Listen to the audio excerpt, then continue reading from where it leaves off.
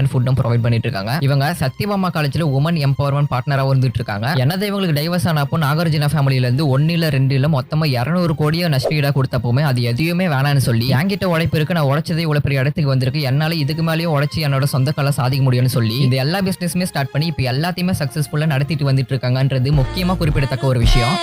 Taken a long break, but guess what? I'm back. இவங்களுக்கு இவ்வளவு பெரிய ஒரு ஃபேன் பேஸ் இருக்கிறதுக்கு ஒரு முக்கியமான காரணமே உங்களோட சிம்பிளிசிட்டி தான். மத்த ஆக்ட்ரஸ் மாதிரி எந்த ஒரு ஆட்டிடியூடுமே காட்டாம நம்ம இவ்வளவு தூரம் வந்திருக்கிறதுக்கு காரணமே நம்மளோட ஃபேன்ஸ் தான் புரிஞ்சுக்கிட்டு ஃபேன்ஸை ரொம்பவே ரெஸ்பெக்ட் பண்ணுவாங்க. என் பேர் தான். அது மட்டும் இல்லாம இவங்க ஆட்டோஇம்யூன் டிசீஸால பாதிக்கப்பட்டு டைவர்ஸ் அது இதுன்னு வாழ்க்கையில எத்தனையோ விஷயங்கள் நடந்திருந்தாலுமே எந்த ஒரு இடத்துலயுமே விட்டு கொடுக்காம தன்னோட கடின உழைப்பால இத்தனை விஷயங்களை சாதிச்சிருக்கக்கூடிய சமந்தாவை பத்தி நீங்க என்ன நினைக்கிறீங்கன்னு மறக்காம கமெண்ட் சொல்லுங்க. அப்படியே நம்ம சமந்தா ஃபேன்ஸ் எத்தனை பேர் இருக்கீங்கன்னு கமெண்ட் பண்ணுங்க.